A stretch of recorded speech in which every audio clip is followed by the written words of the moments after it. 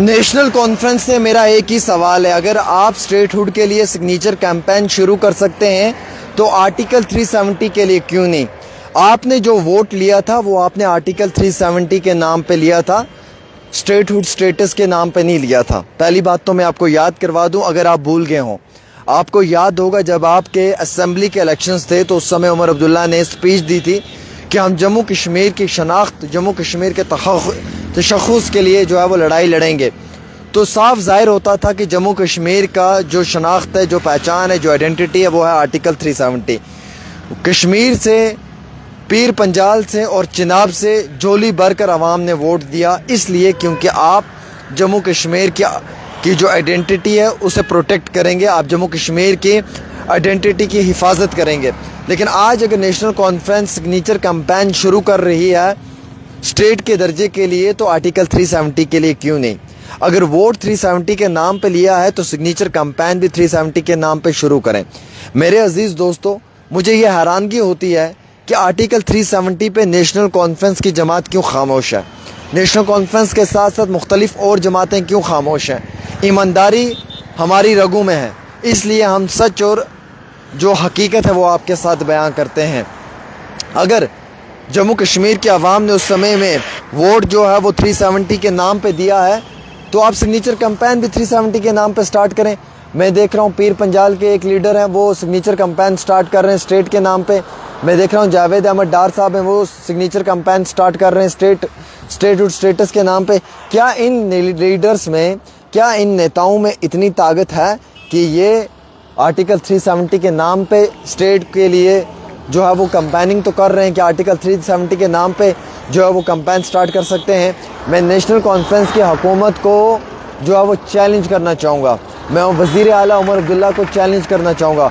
अगर सर आप आर्टिकल 370 के नाम पे कैंपेन स्टार्ट करते हैं और अगर आप ये कैंपेन स्टार्ट करेंगे जम्मू कश्मीर में तो यकीनन तौर पे मैं आपसे बड़ा ईमानदार नेता किसी को नहीं समझूंगा। मेरी नज़र में सबसे ईमानदार और सबसे बड़ा नेता अगर कोई होगा तो वो उमर अब्दुल्ला होगा। अगर आप में हिम्मत है, अगर आप आर्टिकल 370 के लिए कैंपेन स्टार्ट करेंगे जम्मू कश्मीर में, मैं यकीनन तौर पे आपको ये कहना चाहूँगा कि मैं खुद एज ए जर्नलिस्ट आपकी उस कैंपेन में दिन रात काम करूँगा सर। मैं आपकी उस कैंपेन का हिस्सा बनूँगा और जो आप कहेंगे सर, आपकी कैंपेन के लिए वो आवाज़ उठाएंगे सर, क्योंकि आर्टिकल 370 जम्मू कश्मीर के लोगों की पहचान है। ये मेरी बात नहीं है, पूरे जम्मू कश्मीर की डिमांड है कि हमें हमारा जो है वो स्टेट सब्जेक्ट मिलना चाहिए। हमारी नौकरियों की हिफाजत, हमारी ज़मीनों की हिफाजत, हमारी यहाँ के आइडेंटिटी की हिफाजत, हमारे कल्चर की हिफाजत और हमारा जो यहाँ का एक नेचर है इसकी हिफाजत होनी चाहिए, जिसके लिए आर्टिकल 370 का आना लाजिम है। अगर जम्मू कश्मीर के अंदर बिलखसूस नेशनल कॉन्फ्रेंस स्टेट के दर्जे के लिए मांग कर सकती है, कैंपेन स्टार्ट कर सकती है, तो नेशनल कॉन्फ्रेंस आर्टिकल 370 यानी कि धारा 370 पे क्यों नहीं कैंपेन स्टार्ट कर सकती है? क्या नेशनल कॉन्फ्रेंस को किसी का डर है? क्या नेशनल कॉन्फ्रेंस को किसी का खौफ है? क्या नेशनल कॉन्फ्रेंस को दिल्ली का डर है जिसलिए उन्होंने खामोशी अख्तियार किया? अगर वज़ीर आला उमर अब्दुल्ला में इतनी ताकत और इतनी क़ुव्वत है और अगर उनमें इतनी हिम्मत है तो वो आर्टिकल 370 पे कैंपेन स्टार्ट करें।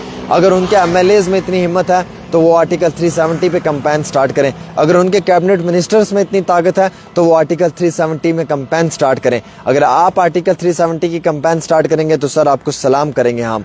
और अगर आप 370 की कैंपेन स्टार्ट नहीं कर सकते हैं तो ये स्टेट की जो कैंपेन स्टार्ट कर रहे हैं इसे भी बंद करें। ये तमाशा, ये ड्रामा जम्मू कश्मीर के लोगों के बीच में मत करें, क्योंकि आपने वोट लेते समय कहा था कि हम 370 की वापसी करेंगे, हम 370 के लिए लड़ाई लड़ेंगे, हम 370 को जो है वो जम्मू कश्मीर में वापस लाएंगे।